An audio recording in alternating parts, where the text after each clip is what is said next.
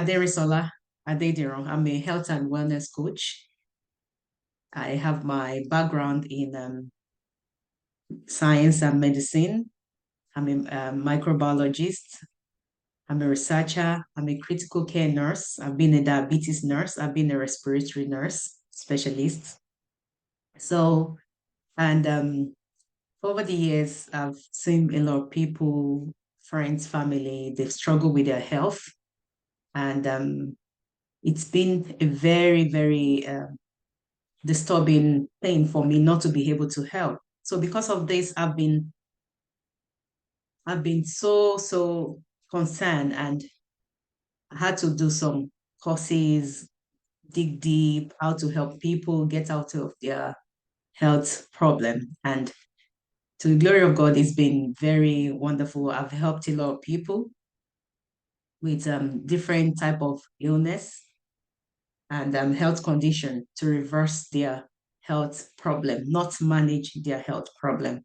Like I used to tell people, you catch it while it's budding, you don't let it grow. So, and I'm so delighted to be able to help a lot of people with their health. So today is we'll be talking about the wholeness of women, women's wholeness of life. The reason why I chose this topic is because there's a difference between a man and a woman. However, there's so much confusion out there. People can still understand that we have two sexes, we have two genders. So what afflicts we women is different from what afflicts men. And our hormones are different from the hormones of men.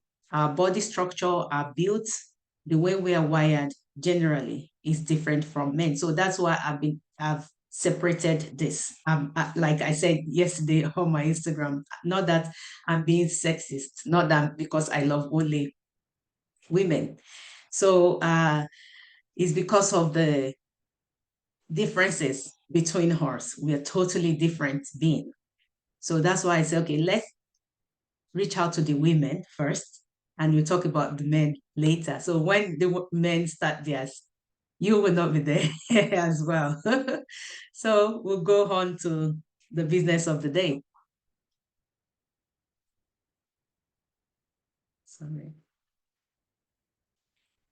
So today we'll talk about what is wholeness of life and factors that can create a wholeness of life in women. We'll talk about premenopause, menopause, essential screening tests for women, diet women should avoid. So, like we have about just five outlines. However, they are loaded. So I had been able to compress most of information, but I tried, but I could not do so much on that. But we're going to have a lot of information tonight. So I hope we have pen and paper close by because we're going to be learning something different, something new. It might not be new to some people. So, and we'll start. So what is wholeness? Wholeness can vary depending on individual interpretation. What is wholeness to you might be different one from what I think is wholeness to maybe other people. So, however, it still boils down to the same thing: completeness, sound health, well-being of our body, mind, soul, and spirit. Because if you're whole in your mind and you're not whole in your body, it will still affect your mind.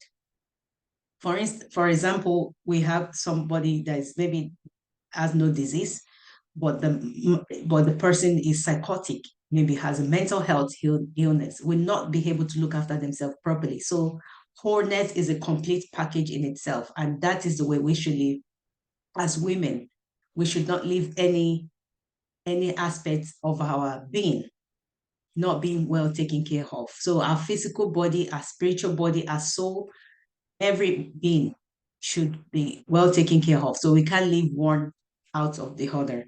So, and we have different factors here now that help us have this soundness, have this completeness. Like we can see in front of us, we have the exercise, we have the sleep, We have positive social connection.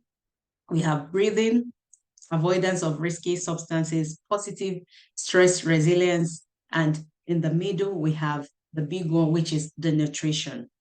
So we're going to go through all these factors one after the other and how it is important and how they are intertwined with one another. Because when there's a problem with one of this, it affects everything completely. So one is not independent of another. Exercise is not independent of sleep, neither nutrition or positive connection, nor breathing, avoidance of risky substances, or even positive stress resilience. Some people will say, oh, I eat healthily, oh, I sleep well, but they still have cancer. So where did they go wrong? Because so many times I hear this all the time. So that is why I brought this whole picture so we can have a like image in our heart to show us what it is. It is all intertwined. None is independent of each other. So we'll move to the next slide.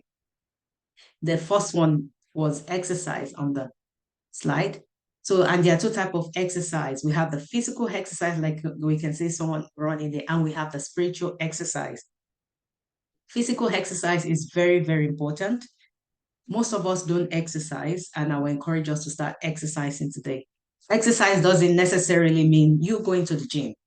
You don't need to go to the gym to say, yes, I would exercise. Because if that is the criteria for exercising, most of us will not go to the gym. We can start exercising inside our house.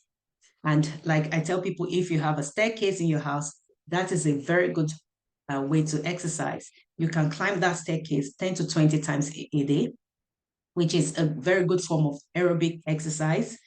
You have your compound, you have the front yard, you can skip, you can walk around, you can jog. So not necessarily eating the gym. If you can go to the gym, that is fantastic.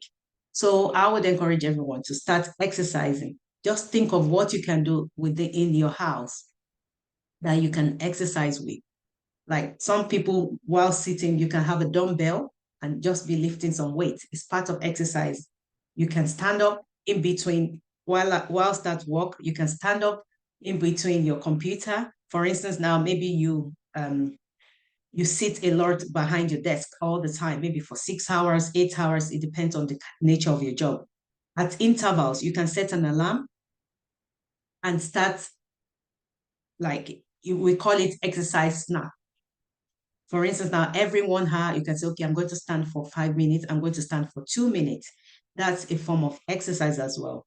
And exercise cannot be overemphasized because without exercise, we age quickly. Because I know I'm talking to women from 30 years above. As we age, we start to lose our muscles. And how can we strengthen our muscles? It's through exercise. Like someone asked me, oh, why is it that old people are very frail, are very fragile? They tend to lose their body weight and everything. So I said, because they don't exercise. If you imbibe the habit of exercising in old age, you will be strong and fit as a fiddle. I'm going to be showing us some scenario this night about a woman, and every one of us, I'm sure we're going to watch the video and listen to this woman. So this woman can like be like a mentor in the exercise field. She's a 87 years old woman. We'll get to her later. So if you don't want to be unhealthy and frail in old age, you need to start exercising. And I'm going to share different form of exercise with us. It is very important. It is exercise is like your nutrition. So you can't say I'm eating healthily alone. You're going to be frail in old age. And the next form is the spiritual exercise. What do I mean by spiritual exercise? Some of us are Christians, some of us are Muslims, some of us practice other religion. Spiritual exercise connects us to the higher being, which is God. And to be honest with you, practicing spiritual exercise have, let me say, helped our mental health a lot. It prevents us from depression because we have a sense of belonging. So we have a sense of belonging, we have connection, positivity. Some people practice Tai Chi, some people practice yoga, some people pray, some people fast. I'm going to talk about that, but let me digress back to the different type of exercise, physical one. We have the aerobic, we have the strengthening exercise, we have the stretching exercise, and we have the balance. Like you can say, the aerobic involve you climbing up your stairs, skipping, jogging, running, brisk walking. Those are aerobic exercise. Stretching involve, and this one we have in front of us, you stretch yourself. Yoga is a form of stretching exercise as well. Tai Chi is a form of stretching exercise as well. We have the balance one where you stand on one leg, where you lean. So different exercise, and the strengthening one where you do your weightlifting. You don't necessarily need to lift heavy weight. You can get like 3 kilo weights each in each hand, and you get your strengthening exercise, not necessarily going to the gym to pull up some weight, because one need to be careful. Too much exercise is not good. Little exercise is not good. So we need to strike a balance, and everything should be done in moderation. Like I used to tell people, if you can exercise at least 3 to 5 days in a week, is perfect. You don't need to do Monday to Friday. You're not going for a competition. You're not doing like you want to be the next Miss Macho or anything. At least if you can do 15 minutes intensive exercise 3 times a week, you've done well. So there's intensive exercise where you do a lot of aerobics, jogging, skipping, running. 15 minutes is enough. If you have the capacity, you can extend it. I tell people that are newcomers to exercising that start slowly. Do not rush things. Start slowly. Do not rush things, because if you start rushing it, is it that you burn out? You are in so much pain. You are discouraged. You are out of breath. Your blood pressure is beyond normal. So you start slowly. If you're new to exercising, you can say, okay, I'm going to exercise 10 minutes every day. And for commitment, you can talk to your friends. Okay, you and I will exercise every day. You can call over the phone. Thank God for technology these days. You can call your friend. Okay, let's exercise every 6 a.m. in the morning for 15 minutes. Can we have a deal? So you can do it on like a WhatsApp um, video call to show that, oh, we are committed. Two of us are committed to lead a healthy lifestyle. And because of this reason, we are going to wake each other up. You can form a group. It could be like 5 people in the morning, call each other on WhatsApp group, start exercising. You guys are connecting, exercising together. So because if you say, oh, I'm going to do it by myself, it might not work all the time, except you're super disciplined. That's when it's just like spiritual exercise too. Prayer, you form prayer chains. You pray for each other, you pray for something, you intercede for things. So to be accountable and do and carry out this exercise, one need to be accountable. To be honest, you form a community, and that's one of the purpose of this webinar today. Forming community of group of healthy, strong women. That's one of the vision of this um, webinar. Healthy, strong women. That when you're 18, 90, you're still as fit as a fiddle. I've seen healthy people around me, 80 years old, they've not retired. Their memory is sound. They are physically fit. They don't have any special gene. To be honest with you, even they are the one you looking the youngest in their family. So we can be this person.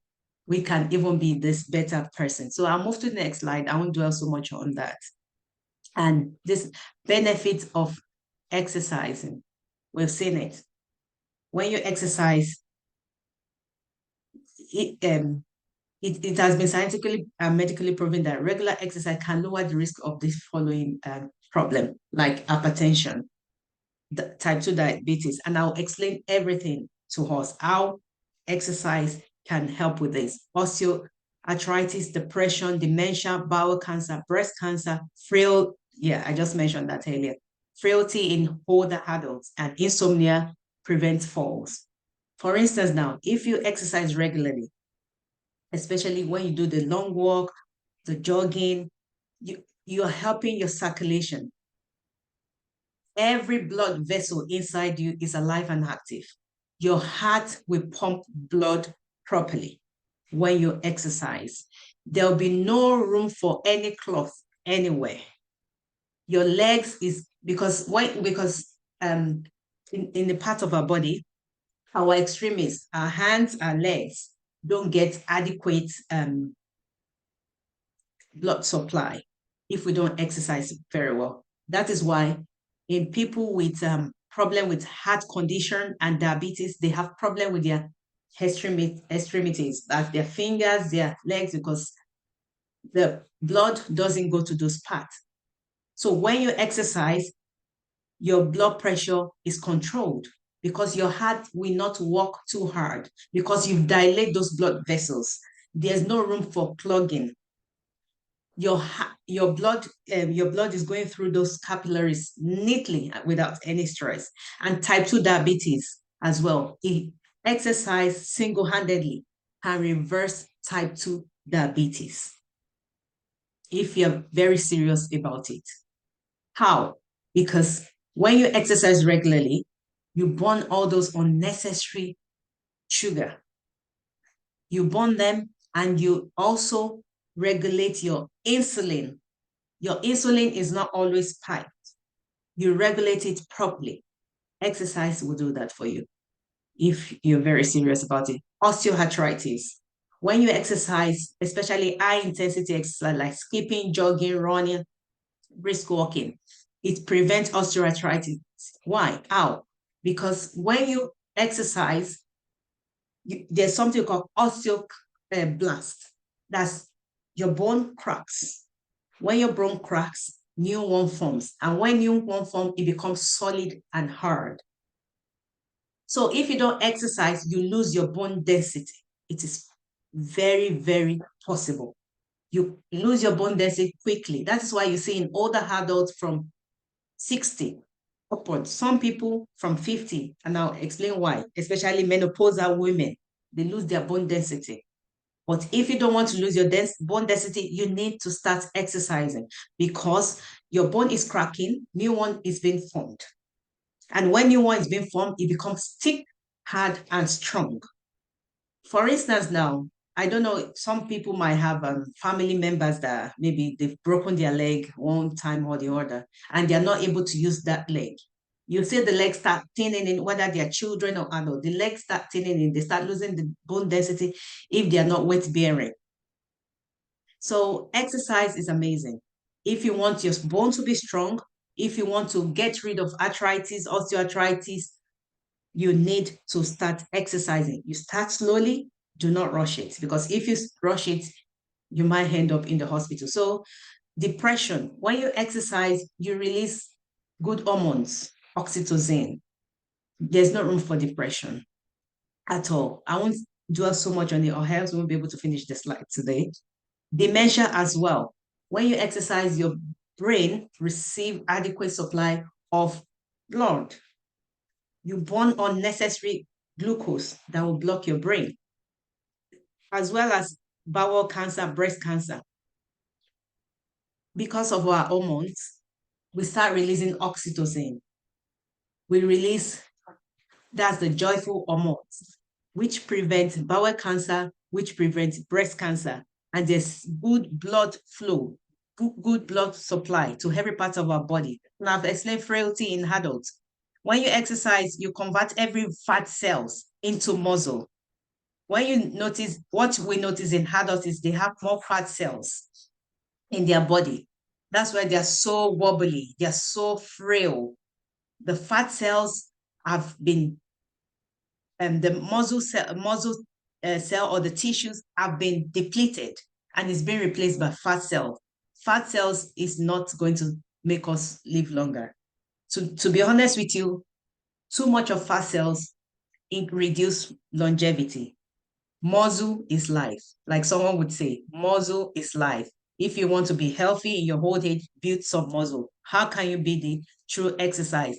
And also exercise prevent fall. Physical exercise prevent fall. When you're strong, your bone is strong, you have enough muscles, you have enough balance, you would not fall. In old age, you would not fall. God forbid any accident, but you walking and suddenly fall. It happens in old age because I've worked in the orthopedic ward. A lot of elderly women, so many falls in old age. Why? Because they are frail. They have more fat cells than more muscle cells. So this is our lovely Mrs. Ernestine Shepherd. I would like everyone to Google her or watch her on YouTube. She is a great motivator. Everyone around me, very close to me, they know this woman already. I've known her for the past 5 years now. Who can guess her age? Without just guess her age. Don't worry about what you're seeing on the screen. This is a recent picture on the left. Who can guess this woman's age? Anyone? You can unmute yourself.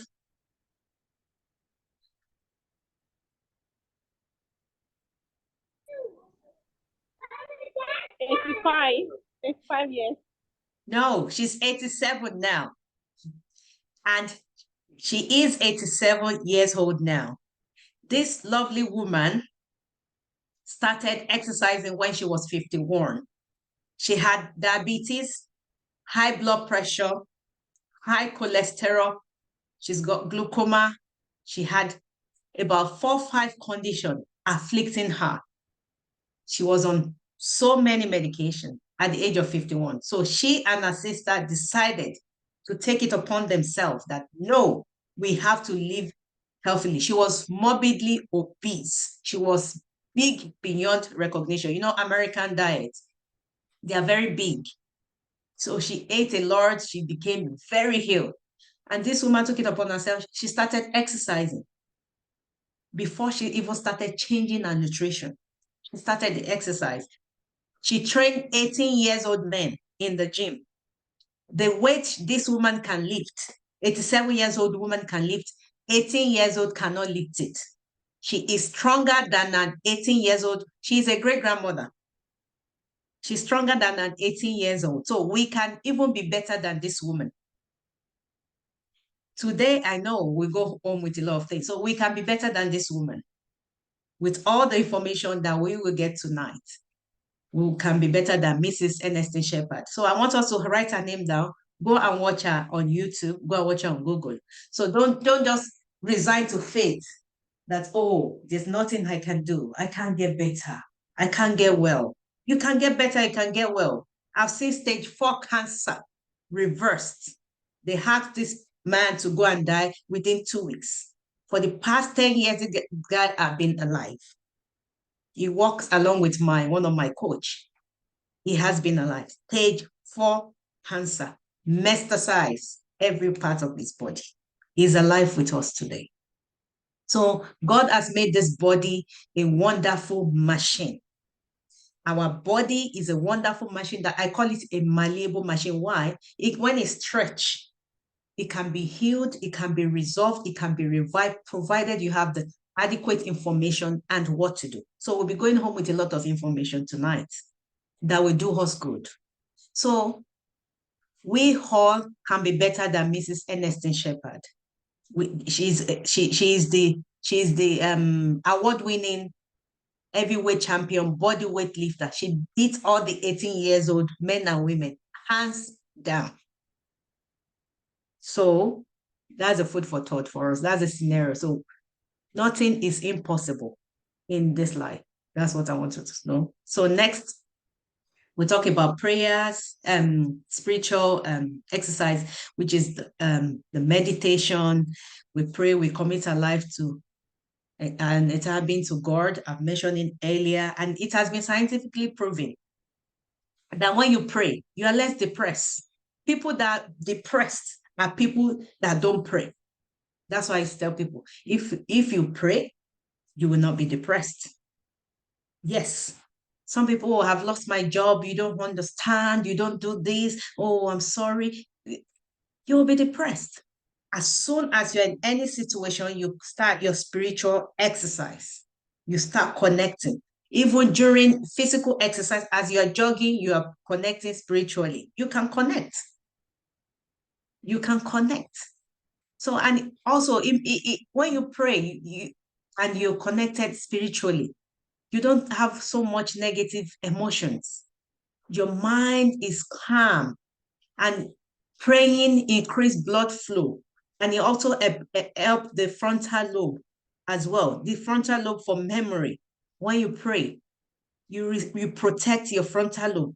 That is why a 90 years old pastor or imam or prayer warrior, they still have their frontal lobe.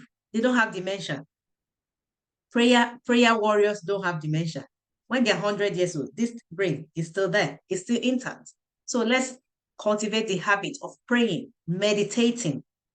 In other places, people that don't believe maybe in supreme, they don't believe in God, they meditate, they do Tai Chi, they do yoga, they close their eyes, they meditate. As other religion, you can, if you're a Christian or Muslim, you can play your slow song and close your eyes just 10 minutes every day.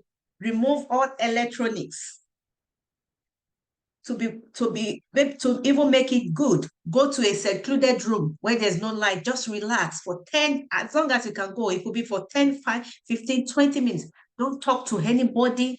The only thought that should come to your mind should be good thought. Just close your eyes. Don't say anything. For 10, 15 minutes, open your windows. Let fresh air come in. Every day, just do this. Every cortisol level in your body will be reduced. Stress level will come down, especially when you have stress at work.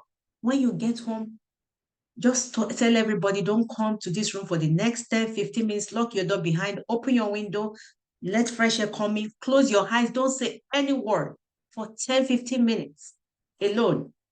I can tell you, do it for 30 days and tell me what will happen. Stress will disappear. You'll start getting healed. So it is very important. Next thing we're going to talk about is sleep. Sleep, sleep, sleep, sleep, sleep. I've heard a lot of people, some great men of God, and some maybe motivational speaker, some billionaires. They'll say, "Oh, it's lazy people that sleep." If you don't sleep, like I tell people, if you don't sleep, you are making money. You don't want to use that money to cure disease. At least, as an adult, we should sleep at least 7 hours. If you want to get the benefit of healthy life, you need to sleep for 9 good hours. And I'll explain to us why. If you don't sleep, you don't clean all the toxic deposits in your brain and in your body. Your body heals up through sleep. When we sleep, we grow. It's just like kids. When you want your kids to grow taller or to grow well properly, you don't want them to have stunted growth. They have to sleep well. They need that quality sleep, because in your sleep, different hormone is released, especially the growth hormone. And in adults, what is the benefit of growth hormone? Growth hormone protects your muscle. It protects your heart. It protects every organ.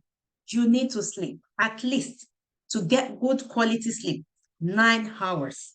Some people say, oh, my job, my work. Yes, I understand. But days you're not working, use it to catch up on your sleep. Some people work 9 to 5, some people work Monday to Friday, and they have maybe less sleep, like 5 hours, 6 hours. Over the weekend, what are you doing? That should not even be the time for you to be doing unnecessary cleaning. Like I tell people, there's no award for the best cleaning woman in this world. There's no award for the best cooking woman in this world. There's no award for stress unnecessarily woman. I've not seen that award yet. The only award such women get is death and disease. We need to prioritize our life and be selfish if possible. We need that beauty sleep to heal.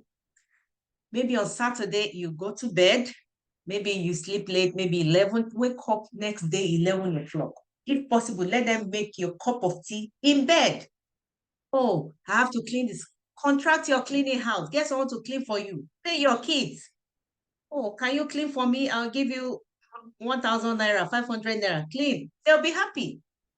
Make them useful in the house, especially when you have kids that are from 9 years, seven, even 7 years and above.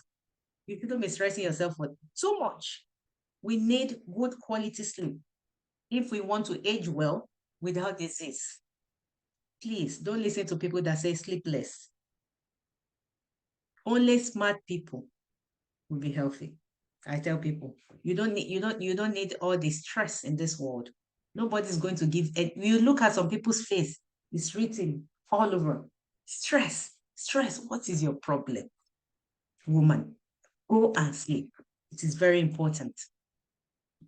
Like I've said, there are different kind of sleeping REM. Some people say I don't sleep well. We are going to help people tonight that don't sleep well. So just get your pen and paper.